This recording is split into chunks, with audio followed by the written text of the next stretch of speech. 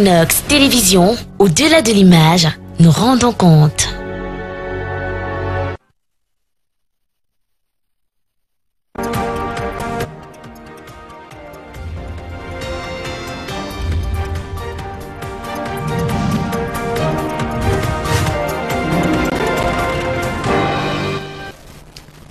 Good afternoon to you televiewers and welcome to joining us in this midday bilingual edition of the newscast on Equinox Television. Bonjour Nadine. Bonjour Innocent Azé, mesdames et messieurs, bonjour et merci d'honorer ce rendez-vous de l'information sur Equinox Télévision présidentielle 2018 au lendemain de la publication de la liste des candidats retenus. Une symphonie en faveur de la coalition de l'opposition résonne encore plus fort. Joshua aussi, Maurice Kamto, Akeremouna Kabralibi et Serge Espoir Matomba expriment chacun avec ses mots une volonté de mutualisation des forces face aux candidats du RDPC.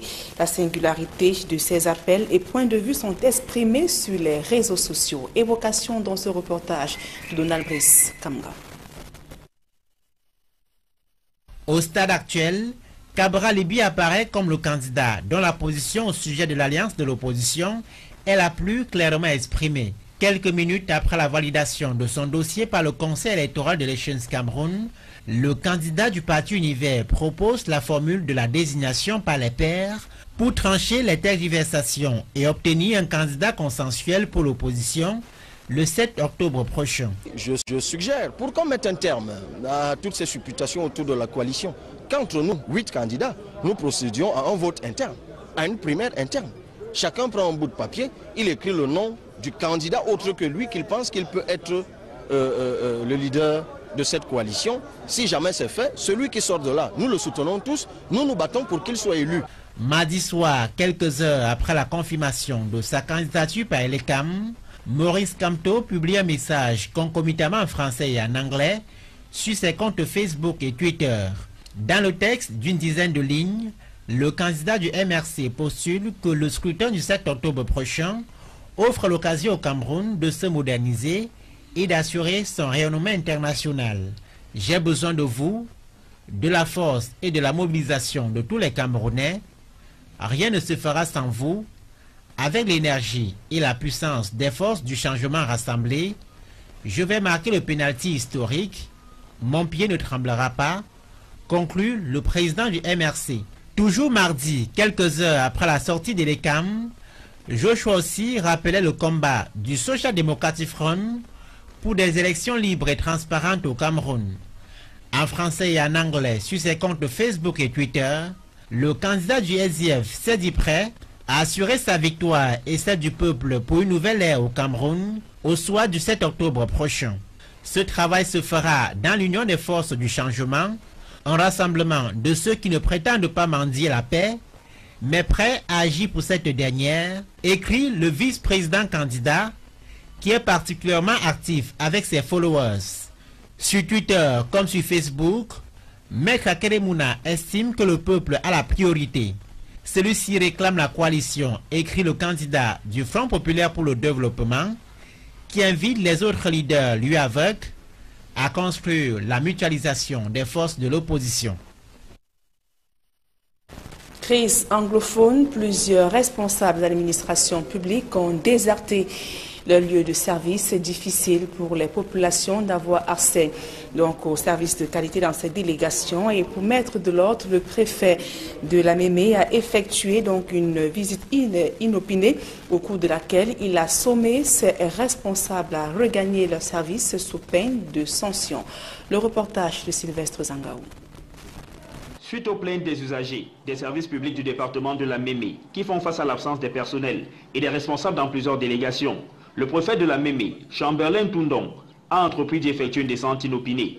Ici à la délégation départementale de l'agriculture et du développement rural, c'est un bâtiment fantôme que trouve le préfet. Les portes sont barricadées par l'ombre d'une arme. Les herbes ici n'ont visiblement pas été coupées depuis longtemps. Dans les autres délégations départementales, le préfet de la Mémé trouve certes des hommes et des femmes à leur poste, mais beaucoup sont absents, surtout les délégués départementaux. Si les justificatifs de ces absences n'étaient pas connus au passage du préfet, il faut signaler que plusieurs de ses collaborateurs ont souvent démontré leur crainte suite aux affrontements entre l'armée et les sécessionnistes dans plusieurs localités de la Mémé. Mais pour le prophète Chamberlain Toundong, aucune absence non justifiée ne sera tolérée. Les populations se rendent dans ces bureaux, il n'y a personne. Les populations sollicitent des services, personne n'est disponible à s'occuper d'elles. C'est pour ça que j'ai pris la décision d'y aller de façon inopinée sur environ 17 délégations départementales que nous avons ici dans le département de la Mémé. On a retrouvé à peu près 4 délégués disponibles. Ce que moi je trouve exagérément grave. Il est vrai que 2 ou 3 ont pris permission auprès du préfet que je suis, mais les autres qui ne l'ont pas fait et qui ne peuvent pas justifier leur absence au poste seront sanctionnés conformément à la loi. Face à cette situation, plusieurs habitants du département de la Mémé sont contraints d'aller dans d'autres villes pour accéder aux services publics. Ils vivent désormais le calvaire, les usagers qui souhaitent se rendre à l'hôpital général de Douala et à l'hôpital du district de la Cité des Palmiers. Là-bas, la route est impraticable depuis 3 ans déjà. Rien n'est fait jusqu'ici. Pourtant, les usagers et transporteurs éprouvent de sérieuses difficultés pour pouvoir se mouvoir et les coûts économiques sont importants, mais aussi les conditions des malades qui souhaitent se rendre dans cette formation hospitalière. Innocent Abega et Xavier Foucault.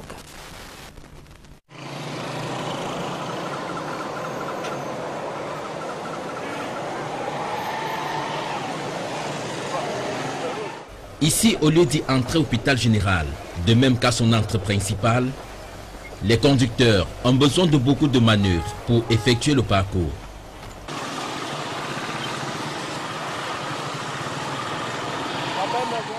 Le temps mis pour circuler sur cette route en état de dégradation avancée entraîne des conséquences aussi bien sur les activités des transporteurs que sur la vie des patients qui se rendent à l'hôpital. Maintenant, on ne comprend même plus. La route est devenue mauvaise, tout est cassé, ça casse les voitures, on ne sait même pas. Sinon, vraiment, pour ne pas vous mentir, l'état de la route est vraiment très mauvaise. On ne s'en sort même plus. Les clients, c'est plus nous-mêmes, le chauffeur, on n'arrive même plus à s'en sortir parce qu'après chaque 3-4 journées au garage, les amortisseurs, l'état de la route, vraiment, c'est. Et les clients, c'est plus. Regardez quand même vous-même l'état de la route de l'hôpital général. Ça ne fait pas peut-être 2 à 3 jours, il y a un maman qui est décédé là dans la voiture parce que la voiture était bouchée. Et sur urgence, arrivée là-bas au carrefour, elle ne pouvait plus, il a arrêté complètement, il y avait l'embouteillage. Depuis 3 années au moins, cette route qui dessert d'une part l'hôpital de district de la Cité des Palmiers et d'autre part l'hôpital général de Douala est dans un piteux état. Malgré la mise sur pied depuis 2016 du plan d'urgence triennal pour l'accélération de la croissance économique, cette route qui mène dans l'un des hôpitaux de référence de Douala est un parcours du combattant pour les usagers. C'est l'endroit qui tend depuis Cité des Palmiers jusqu'à l'hôpital général, c'est l'endroit jusqu'à Bonamoussadi, parcours Vitra. Cet endroit, c'est depuis 3 ans que cet endroit est comme ça. Cette route est complètement gâtée. À quelques centaines de mètres de là, nous sommes à la montée Cité des Palmiers. Le calvaire des usagers est le même sur cette route qui conduit pourtant à l'hôpital de district de la Cité des Palmiers. L'inaction des pouvoirs publics a amené les riverains à rambler les nids de poules avec des vieux pneus. Quelque chose doit donc être fait pour limiter les multiples conséquences. Il y a un gros truc devant le cas que ça ne vaut pas la peine. Il faut qu'on essaye. Les ambulances arrivent là-bas et ralentissent. Rien que les secondes qui perdent là-bas, quelqu'un peut perdre sa vie pour ça. Il y a aussi beaucoup de voitures qui font les accidents là-bas parce qu'il est en train d'esquiver la route. Des routes dans des états pareils, on en trouve dans toute la ville de Douala. En santé, le coarinate réintroduit dans le circuit des médicaments au Cameroun. Cet antipaludéen a été mis en quarantaine depuis février 2018 à la suite d'un décès de 3 décès suspects à Yaoundé. Les investigations menées par l'ANACOM ont révélé que ce produit ne représente aucun danger pour les populations. Joël Essengue et Marcelin Gonçalves. Il y a finalement eu plus de peur que de mal. Le coarinate retrouve les officines de pharmacie pour continuer à traiter le paludisme. C'est un communiqué de presse et une lettre circulaire signée respectivement les 16 et 23 juillet dernier par le ministre de la Santé publique. André Mamafouda procède notamment à la levée de quarantaine qui frappait le coarinate depuis le début de l'année. à la suite d'incidents graves survenus chez certains malades qui avaient pris des médicaments, parmi lesquels le coarinate comprimé pour enfants.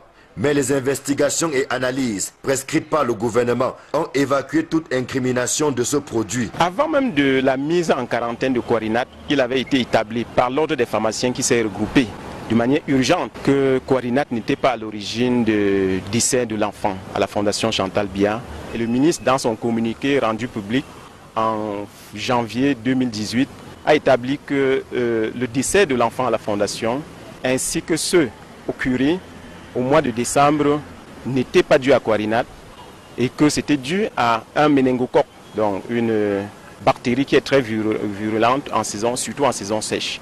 Le mauvais vent a donc cessé de souffler, non sans rappeler qu'au commencement, il y a une liste publiée sur les réseaux sociaux et contenant une quarantaine d'antipaludéens qui auraient été retirés du marché européen. En fin d'année passée, le ministre de la Santé a sorti un communiqué qui a mis de l'ordre sur cette affaire, notamment en montrant clairement qu'en 2006, il y a eu le retrait ou alors la suspension des monothérapies pour le traitement du paludisme sur le marché. Et les réseaux sociaux, les internautes ont pris cela et ont amplifié en ajoutant d'autres médicaments qui sont utilisés, des combinaisons à base d'ACT qui sont utilisées pour le traitement du paludisme. Et le ministre a établi la vérité sur cette affaire en sortant une note en février de cette année. La levée de quarantaine et la réhabilitation du coarinate offrent un spectre élargi de traitement du paludisme, une maladie qui fait des ravages au Cameroun et notamment chez les enfants. Qu'il s'agisse de ce médicament ou d'un autre, le ministre de la Santé publique invite les populations à toujours se référer aux conseils et prescriptions des professionnels de la santé avant toute acquisition de médicaments, que ce soit dans les officines de pharmacie que dans les pharmacies des formations sanitaires agréées. L'actualité sportive à présent, Clarence Seedorf est au Cameroun. Le nouvel entraîneur sélectionneur des Lions indomptables du Cameroun est arrivé autour de 3 heures. Cette nuit, il a été accueilli par Franck Rapi, président du comité de normalisation de la Fédération camerounaise de football. Le retour sur cet accueil dans ce reportage de Joël Essengue et de Aïe Cyril. Annoncé à 3 heures, Clarence Seedorf arrive finalement 15 minutes avant. L'avion de la compagnie marocaine qui transportait le nouvel entraîneur des Lions indomptables du Cameroun s'est posé sur le tarmac de l'aéroport international de Yaoundé-Simalène à 2h45 très exactement. Au bas de la passerelle pour l'accueillir, le président du comité de normalisation de la Fédération camerounaise de football.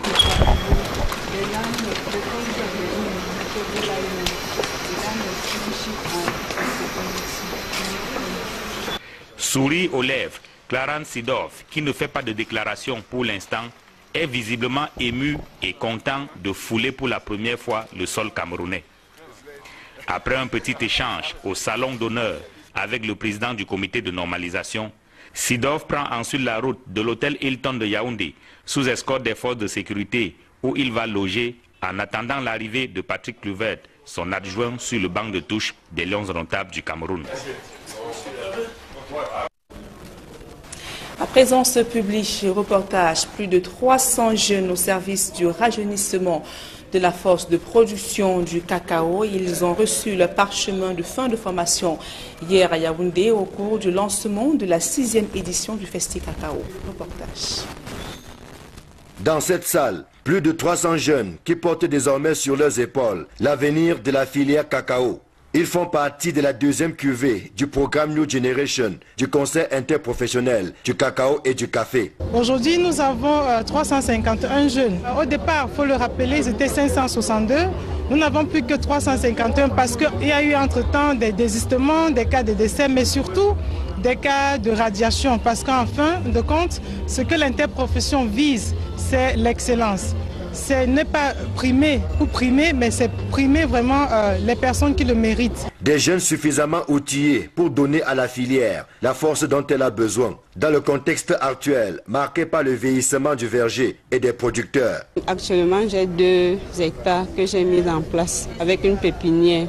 Avec ce que j'ai mis en place, vraiment, je voulais étendre mon exploitation, avoir même peut-être 10 hectares. La formation avec le CICC, vraiment, ça m'a rapporté beaucoup. l'entrepreneuriat, comment conduire une pépinière d'abord, un champ de cacaoyer, jusqu'à même comment est-ce que récolter, stocker, avoir de bonnes fèves pour pouvoir écouler le produit au niveau même mondial. Actuellement, dans mon champ, j'ai 3 hectares de cacao. J'avais fait un défi avec le formateur qui était venu et il avait dit qu'il faut qu'il verra le premier avoir le cacao qui va produire, qui va fleurir à 18 mois.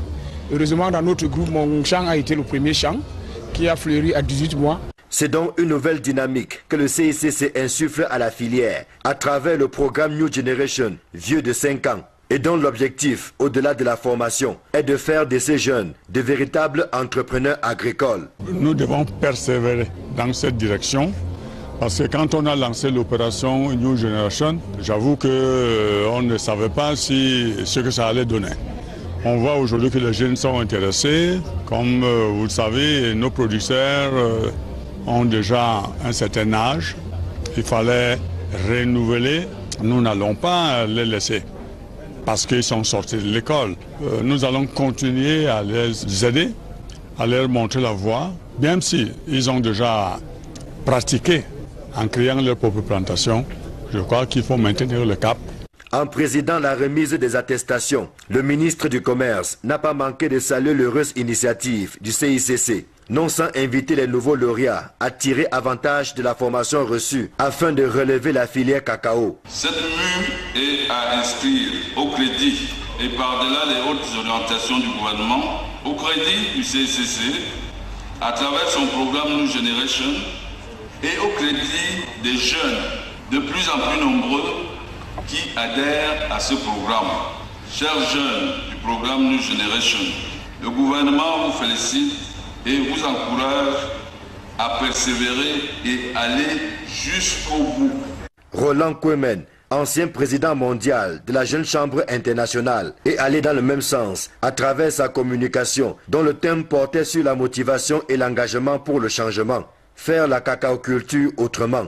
L'édition 2018 de Festi Cacao se tient dans un contexte marqué par le relèvement des cours après le temps mort des 2 dernières années. Comme quoi, après la pluie, vient le beau temps. Et la suite de ce journal, c'est en langue anglaise avec vous, Innocent Nazé. Right, Nathan Yambo, once more, good afternoon to you, televiewers. We begin in health to say the Minister of Public Health, Andre Mama-Fuda, has restored the co-arinate anti-malaria drug, dismissing information that the drug killed 3 persons recently after consumption. Babla Jonathan tells us more. Co-arinate anti-malaria drugs, earlier banned by the Minister of Public Health, is back in the pharmacies in Cameroon. After results of findings dismiss reported damaging effects on some patients who consumed the drugs, Minister Andre Mama-Fuda lifted the ban. Avant même de la mise en quarantaine de coarinate, before co-arinate drugs were banned, it was established by the Council of Pharmacists that the death of the child at the Chantal Bier Foundation was not caused by the drugs, and the minister, in a release, said the death of the child was not provoked by co-arinate drugs, but by a virus which is very violent, especially in the dry season. Donc une bactérie qui est très virulente en saison, surtout en saison sèche. Co-arinate drugs can thus be used again by patients to cure malaria. Meantime, Public Health Minister Andre Mama-Fuda has urged the population to seek advice and prescriptions from medical professionals before buying and consuming any drug to avoid undesirable, damaging, and sometimes irreversible consequences.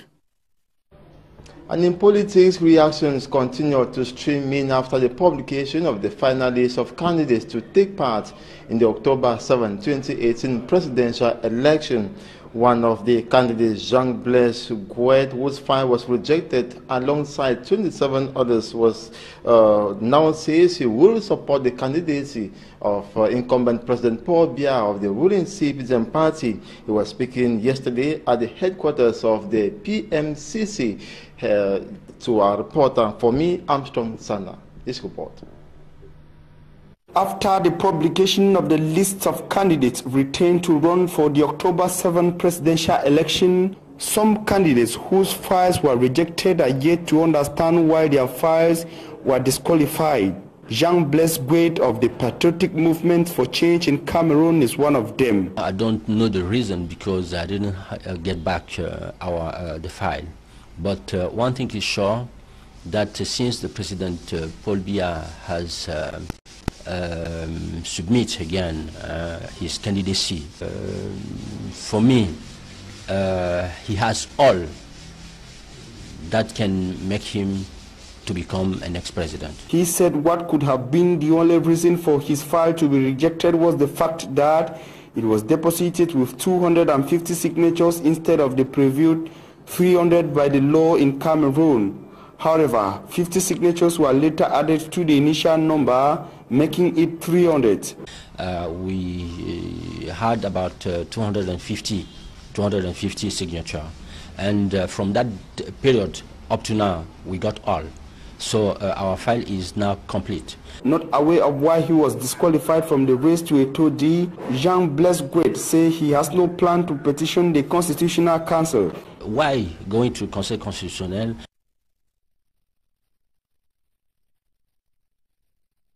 By Mr. President. The president and founder of the PMCC says he will support the candidacy of incumbent President Paul Biya.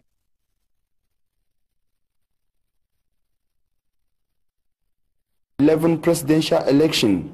About supporting an opposition party candidate, he literally says one does not marry a woman he doesn't know. Jean-Blaise Guet is satisfied that he is a successful entrepreneur in contact with several development partners for Cameroon. He hopes to work for the good of Cameroonians with whoever emerges victorious from the October 7 presidential election.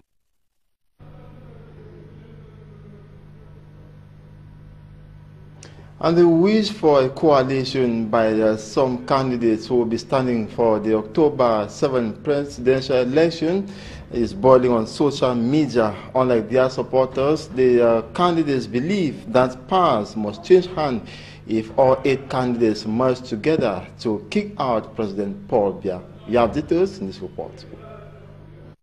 The political atmosphere of Cameroon is now heating up since revelation of the 9 presidential hopefuls that will be racing for Eto'o Di come October 7 this year. Incumbent President Paul Biya of the CPDM, who has been unbeatable since he took over power, is being well calculated by his rivals at all costs. Candidates strategize how to vanquish the expert who seeks for the 7th term in office. On social media, some candidates, just like their supporters, see coalition of the opposition as a millstone to drown Paul Biya of the Elephant CPDM, who has gained support from some 20 political parties. Amongst them is Cabral Libi of Univer. Je suggère, pour qu'on mette un terme à toutes ces supputations autour de la coalition. To him, if all 8 candidates assemble to elect one representative, then there is no doubt power will change hands after 35 years and a new historical page added in the history book of the Republic of Cameroon. Another candidate who wishes for coalition is Professor Maurice Kamto of the Cameroon Renaissance Movement Party. He requests for a union of opposition parties to sort out ways to deal away with the current regime for the betterness of Cameroon. Kamto calls on all in Cameroon and the diaspora to mobilize for change. He believes with energy and power of all forces of change, he shall successfully kick the historic penalty without his feet trembling. O.C. Joshua of the Social Democratic Front, on his part, says the doors of his party is open to whosoever wants to join. He believes with alliance of the forces of change, Cameroon can be saved. He had earlier said a coalition of opposition parties is not the sole reliable means to win an election. According to Akere Muna of FPD, supporters call for a coalition. Thus, the need for a meeting of all candidates to discuss on the subject that might bring them the long-desired change. Fingers are still crossed as a call for coalition of candidates against Paul Biya still flies in the air. And in the upcoming reports, we take a look at the administrative and political journey of two old players on the list of candidates for the October 7, 2018 presidential race. They are Garga Hamanaji of the Alliance for Democracy and Development and Adamundam Joya of the Cameroon Democratic Union. Babila Jonathan has more. Challengers of President Paul Biya at the 7th of October 2018 presidential election, Gaga Aman Aji and Adamundam Joya are the old players, so to speak. 74-year-old Gaga Aman Aji and Adamundam Joya, 76, are of the same generation. Both of them served in government in the Aijo and Biya regimes. Gaga Aman Aji was Deputy Director of General Affairs at the Ministry of Finance from 1971 to 1972, Minister of Public Service and Supreme State Audit from 1990 to 1992. He resigned from government August 27, 1992. From 1992 to 1995, the president of the Alliance for Democracy and Development political party, Gaga Aman Aji, was the very first director of the International Relations Institute of Cameroon, IRIC. On his part, Adamundam Joya, national president of the Cameroon Democratic Union, CDU party, served as vice minister of external relations in 1975, Minister of National Education in 1977, Minister Delegate at the Presidency of the Republic in charge of state inspection and administrative reforms from 1980 to 1982, when he was dismissed from government. In the political domain, Gaga Aman Aji was imprisoned at the Koningi prison in Yaoundé for his alleged involvement in the 6th April 1984 coup attempt. He was later set free on grounds that there were no proofs of his involvement in the coup. Following the return to multipartism, the native of the Far North region created the Alliance for Democracy and Development Party in 1991. The same year, Adamundam Joya from the West region created the Cameroon Democratic Union, CDU. At the first presidential election in the multi-party politics era in 1992, Adamundam Joya was one of the candidates, while Gaga Aman Aji got into an alliance with John Fundi of the Social Democratic Front, SDF party. He was John Fundi's campaign manager. Both political leaders were among those who boycotted the 1997 presidential election. Since 2004, they have led their parties as flag bearers at the different presidential elections. Everything being equal, Gaga Aman Aji will be standing as candidate for the 3rd time and Adamundam Joya for the 4th time, 7th October 2018. And in sports, the new head coach of the Indomitable Lions of Cameroon has arrived. Cameroon, Clarence Seedorf, touched down the Yaoundé Simalène International Airport at 2:45 a.m. today. Before 3 a.m. the preview time, Clarence Seedorf was welcomed by the president of the Normalization Committee and the sports family in Yaoundé.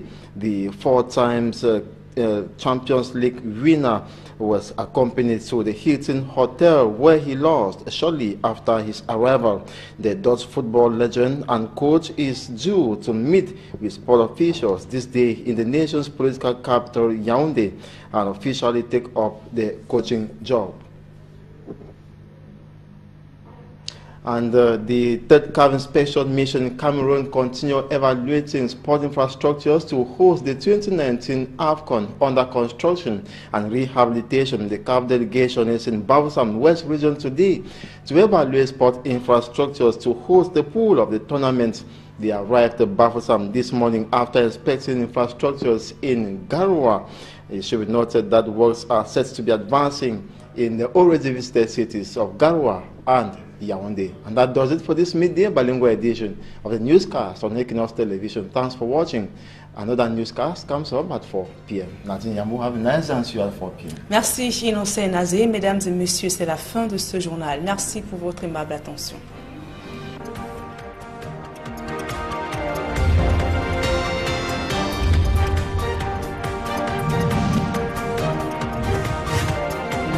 Au cours de laquelle il a sommé ses responsables à regagner leur service sous peine de sanction. Le reportage de Sylvestre Zangaou. Suite aux plaintes des usagers, des services publics du département de la Mémé, qui font face à l'absence des personnels et des responsables dans plusieurs délégations, le préfet de la Mémé, Chamberlain Toundon, a entrepris d'effectuer une descente inopinée. Ici, à la délégation départementale de l'agriculture et du développement rural, c'est un bâtiment fantôme que trouve le préfet. Les portes sont barricadées par l'ombre d'une arme. Les herbes ici n'ont visiblement pas été coupées depuis longtemps. Dans les autres délégations départementales, le préfet de la Mémé trouve certes des hommes et des femmes à leur poste, mais beaucoup sont absents, surtout les délégués départementaux. Si les justificatifs de ces absences n'étaient pas connus au passage du préfet, il faut signaler que plusieurs de ses collaborateurs ont souvent démontré leur crainte suite aux affrontements entre l'armée et les sécessionnistes dans plusieurs localités de la Mémé. Mais pour le préfet Chamberlain Toundon, aucune absence non justifiée ne sera tolérée. Les populations se rendent dans ces bureaux, il n'y a personne.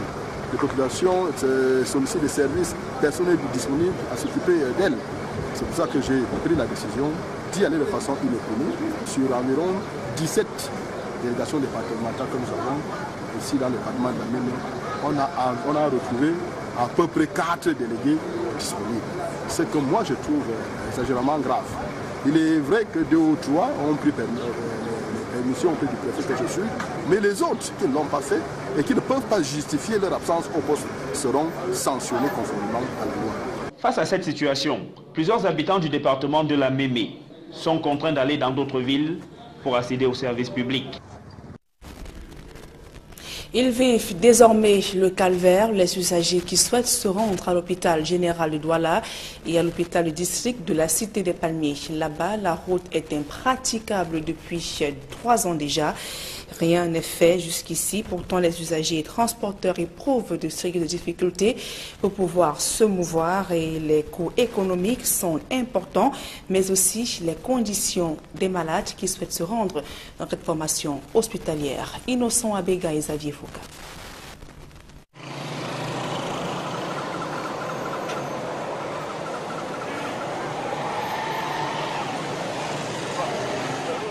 Ici, au lieu d'y entrer au hôpital général, de même qu'à son entrée principale, les conducteurs ont besoin de beaucoup de manœuvres pour effectuer le parcours.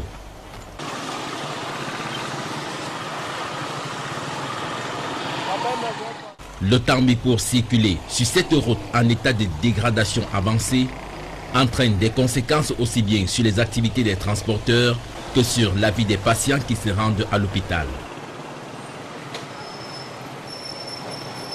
Maintenant, on ne comprend même plus. La route est devenue mauvaise, tout est cassé, ça casse les voitures, on ne sait même pas. Sinon, vraiment, pour ne pas vous mentir, l'état de la route est vraiment très mauvaise.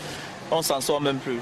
Les clients, c'est plus nous-mêmes, le chauffeur, on n'arrive même plus à s'en sortir parce qu'après chaque 3-4 journées au garage, les amortisseurs, l'état de la route, vraiment, c'est. Et les clients, c'est plus. Regardez quand même vous-même l'état de la route de l'hôpital général. Ça ne fait pas peut-être 2 à 3 jours, il y a un maman qui est décédé là dans la voiture parce que la voiture était bouchée. Et sur urgence, arrivée là-bas au carrefour, elle ne pouvait plus, il a été complètement, il y avait l'embouteillage. Depuis 3 années au moins, cette route qui dessert d'une part l'hôpital de district de la Cité des Palmiers et d'autre part l'hôpital général de Douala est dans un piteux état. Malgré la mise sur pied depuis 2016 du plan d'urgence triennal pour l'accélération de la croissance économique, cette route qui mène dans l'un des hôpitaux de référence de Douala est un parcours du combattant pour les usagers. C'est l'endroit qui tangue depuis Cité des Palmiers. Rapi, président du comité de normalisation de la Fédération camerounaise de football. Le retour sur cet accueil dans ce reportage de Joël Essengue et de Aïe Cyril.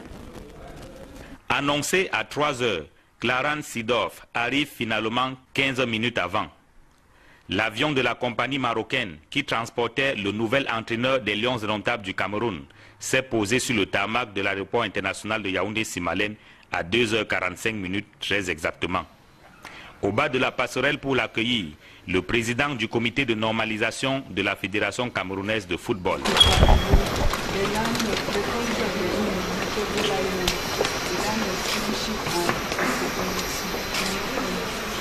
Souris aux lèvres, Clarence Seedorf, qui ne fait pas de déclaration pour l'instant, est visiblement ému et content de fouler pour la première fois le sol camerounais. Après un petit échange au salon d'honneur avec le président du comité de normalisation, Seedorf prend ensuite la route de l'hôtel Hilton de Yaoundé sous escorte des forces de sécurité où il va loger en attendant l'arrivée de Patrick Kluivert, son adjoint sur le banc de touche des Lions indomptables du Cameroun. À présent, ce public reportage, plus de 300 jeunes au service du rajeunissement de la force de production du cacao. Ils ont reçu le parchemin de fin de formation hier à Yaoundé au cours du lancement de la 6e édition du Festi Cacao. Reportage. Dans cette salle, plus de 300 jeunes qui portent désormais sur leurs épaules l'avenir de la filière cacao. Ils font partie de la 2e cuvée du programme New Generation du Conseil interprofessionnel du cacao et du café. Aujourd'hui, nous avons 351 jeunes. Au départ, il faut le rappeler, ils étaient 562. Nous n'avons plus que 351 parce qu'il y a eu entre-temps des désistements, des cas de décès, mais surtout des cas de radiation. Parce qu'en fin de compte, ce que l'interprofession vise, c'est l'excellence.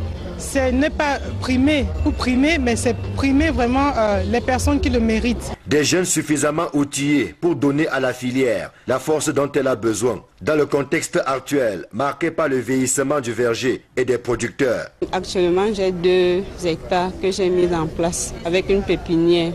Avec ce que j'ai mis en place, vraiment, je voulais étendre mon exploitation, avoir même peut-être 10 hectares. La formation avec le CICC, vraiment, ça m'a rapporté beaucoup. L'entrepreneuriat, comment conduire une pépinière d'abord, un champ de cacaoyer, jusqu'à même comment est-ce que récolter, stocker, avoir de bonnes fèves pour pouvoir écouler le produit au niveau même mondial. Actuellement, dans mon champ, j'ai 3 hectares de cacao. J'avais fait un défi avec le formateur qui était venu et il avait dit qu'il faut qu'il verra le premier avoir le cacao qui va produire, qui va fleurir à 18 mois. Heureusement, dans notre groupe, mon champ a été le premier champ qui a fleuri à 18 mois. C'est donc une nouvelle dynamique que le CICC insuffle à la filière à travers le programme New Generation, vieux de 5 ans, et dont l'objectif, au-delà de la formation, est de faire de ces jeunes de véritables entrepreneurs agricoles. Nous devons persévérer dans cette direction parce que quand on a lancé l'opération New Generation, j'avoue qu'on ne savait pas ce que ça allait donner. On voit aujourd'hui que les jeunes sont intéressés. Comme vous le savez, nos producteurs ont déjà un certain âge. Il fallait renouveler. Nous n'allons pas les laisser parce qu'ils sont sortis de l'école. Nous allons continuer à les aider, à leur montrer la voie, même si ils ont déjà pratiqué en créant leur propre plantation. Je crois qu'il faut maintenir le cap. Jusqu'à l'hôpital général, cette langue, jusqu'à Bonamou Sadi, Bakou Vita. Cette langue, c'est depuis 3 ans que cette langue est comme ça. Cette route est complètement gâtée. À quelques centaines de mètres de là, nous sommes à la montée Cité des Palmiers. Le calvaire des usagers est le même sur cette route qui conduit pourtant à l'hôpital de district de la Cité des Palmiers. L'inaction des pouvoirs publics a amené les riverains à rambler les nids de poules avec des vieux pneus. Quelque chose doit donc être fait pour limiter les multiples conséquences. Il y a un gros truc devant le cas que ça ne vaut pas la peine. Il faut qu'on essaye. Les ambulances arrivent là-bas et ralentissent. Rien que les secondes qui paient là-bas, quelqu'un peut perdre sa vie pour ça. Il y a aussi beaucoup de voitures qui font les accidents là-bas parce qu'il est en train d'esquiver la route. Des routes dans des états pareils, on en trouve dans toute la ville de Douala. En santé, le Coarinat réintroduit dans le circuit des médicaments au Cameroun. Cet antipaludéen a été mis en quarantaine depuis février 2018 à la suite d'un décès de trois décès suspects à Yaoundé. Les investigations menées par l'ANACOM ont révélé que ce produit ne représente aucun danger pour les populations. Joël Essengue et Marcelin Gonçalves. Il y a finalement eu plus de peur que de mal. Le Coarinat retrouve les officines de pharmacie pour continuer à traiter le paludisme. C'est un communiqué de presse et une lettre circulaire signée respectivement les 16 et 23 juillet dernier par le ministre de la Santé publique. André Mamafouda procède notamment à la levée de quarantaine qui frappait le Coarinat depuis le début de l'année, à la suite d'incidents graves survenus chez certains malades qui avaient pris des médicaments, parmi lesquels le Coarinat comprimé pour enfants. Mais les investigations et analyses prescrites par le gouvernement ont évacué toute incrimination de ce produit. Avant même de la mise en quarantaine de Coarinat, il avait été établi par l'ordre des pharmaciens qui s'est regroupé de manière urgente que Coarinat n'était pas à l'origine du décès de l'enfant à la Fondation Chantal Biya.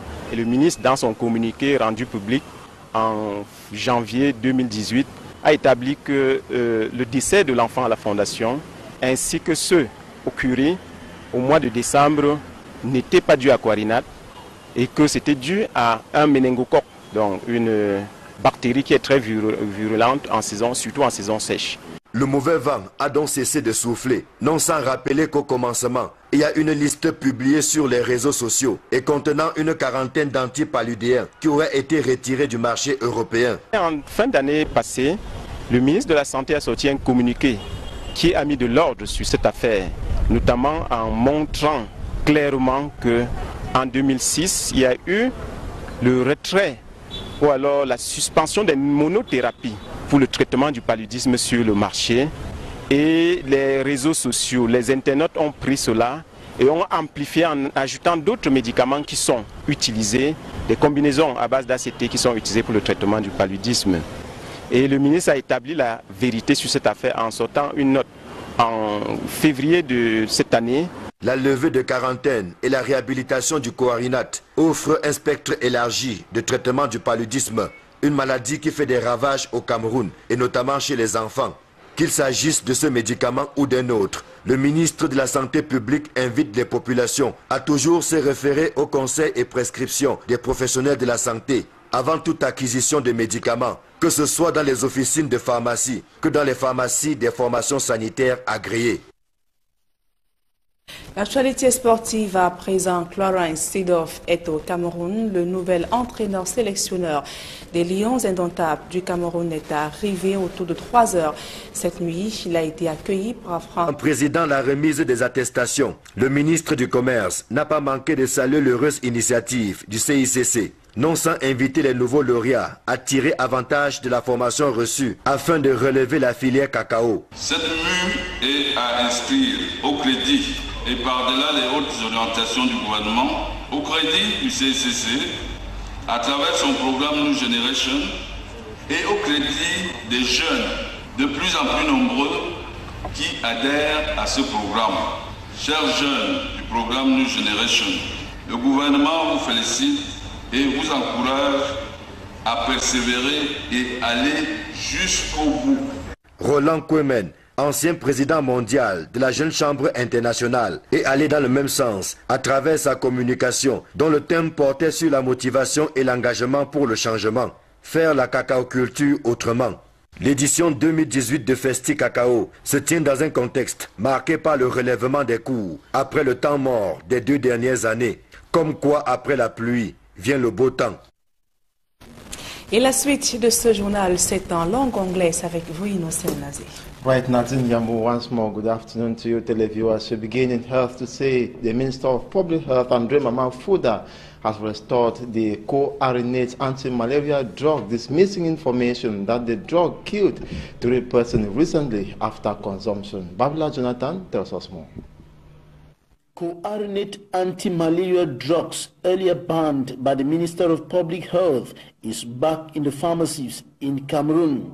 After results of findings dismiss reported damaging effects on some patients who consumed the drugs, Minister André Mamafouda lifted the ban. Avant même de la mise en quarantaine de Coarinate, before coarinate drugs were banned, it was established by the Council of Pharmacists that the death of the child at the Chantal Bier Foundation was not caused by the drugs, and the minister, in a release, said the death of the child was not provoked by coarinate drugs, but by a virus which is very violent, especially in the dry season. Donc une bactérie qui est très virulente en saison, surtout en saison sèche. Coarinate drugs can thus be used again by patients to cure malaria.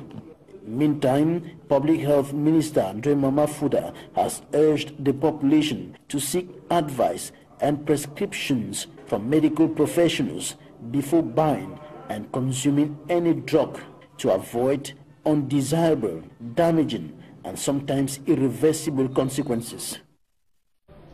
And in politics, reactions continue to stream in after the publication of the final list of candidates to take part in the October 7, 2018 presidential election.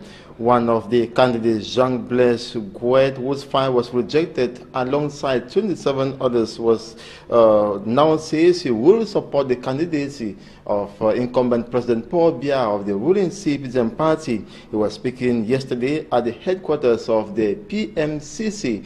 To our reporter, for me, Armstrong Sana. This report.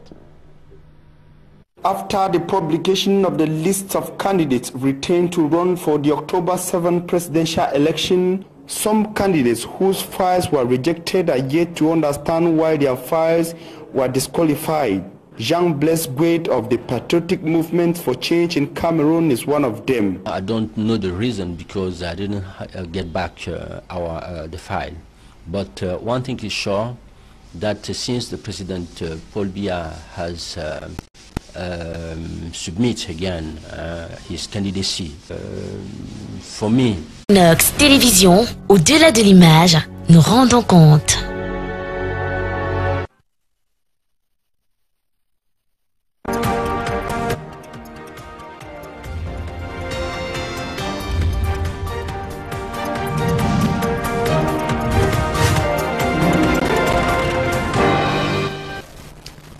Good afternoon to you, televiewers, and welcome to joining us in this midday bilingual edition of the newscast on Equinox Television. Bonjour, Nadine. Bonjour, Innocent Azé. Mesdames et messieurs, bonjour et merci d'honorer ce rendez-vous de l'information sur Equinox Télévision présidentielle 2018 au lendemain de la publication de la liste des candidats retenus. Une symphonie en faveur de la coalition de l'opposition résonne encore plus fort. Joshua aussi, Maurice Kamto, Akeremouna Kabralibi et Serge Espoir Matomba expriment chacun avec ses mots une volonté de mutualisation des forces face aux candidats du RDPC. La singularité de ces appels et points de vue sont exprimés sur les réseaux sociaux. Évocation dans ce reportage de Donald Brice Kamga. Au stade actuel, Kabralibi apparaît comme le candidat dont la position au sujet de l'alliance de l'opposition est la plus clairement exprimée. Quelques minutes après la validation de son dossier par le Conseil électoral de l'Elections Cameroun, le candidat du parti Univers propose la formule de la désignation par les pairs pour trancher les tergiversations et obtenir un candidat consensuel pour l'opposition le 7 octobre prochain. Je suggère, pour qu'on mette un terme à toutes ces supputations autour de la coalition, qu'entre nous, 8 candidats, nous procédions à un vote interne, à une primaire interne. Chacun prend un bout de papier, il écrit le nom du candidat autre que lui qu'il pense qu'il peut être le leader de cette coalition. Si jamais c'est fait, celui qui sort de là, nous le soutenons tous, nous nous battons pour qu'il soit élu. Mardi soir, quelques heures après la confirmation de sa candidature par l'ECAM, Maurice Kamto publie un message concomitamment en français et en anglais sur ses comptes Facebook et Twitter. Dans le texte d'une dizaine de lignes, le candidat du MRC postule que le scrutin du 7 octobre prochain offre l'occasion au Cameroun de se moderniser et d'assurer son rayonnement international. J'ai besoin de vous, de la force et de la mobilisation de tous les Camerounais. Rien ne se fera sans vous. Avec l'énergie et la puissance des forces du changement rassemblées, je vais marquer le pénalty historique. Mon pied ne tremblera pas. conclut le président du MRC. Toujours mardi, quelques heures après la sortie de l'ECAM, Joshua aussi rappelait le combat du Social Democratic Front pour des élections libres et transparentes au Cameroun. En français et en anglais, sur ses comptes Facebook et Twitter, le candidat du SDF s'est dit prêt à assurer sa victoire et celle du peuple pour une nouvelle ère au Cameroun au soir du 7 octobre prochain.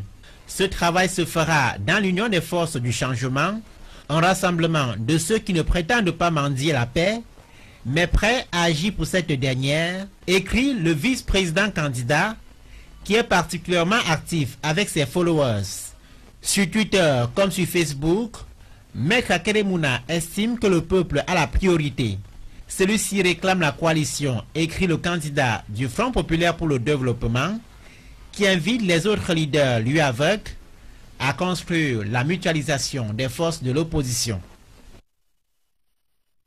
Crise anglophone, plusieurs responsables de l'administration publique ont déserté leur lieu de service. C'est difficile pour les populations d'avoir accès aux services de qualité dans cette délégation. Et pour mettre de l'ordre, le préfet de la Mémé a effectué une visite inopinée